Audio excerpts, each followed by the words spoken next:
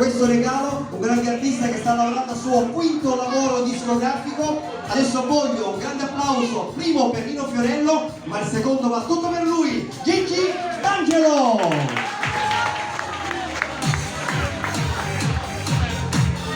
Buonasera a tutti! Perché non ci vediamo stasera? Fra un po' posso farti trovare. È un po' di tempo che non volevo più. Quando mi corre della vita.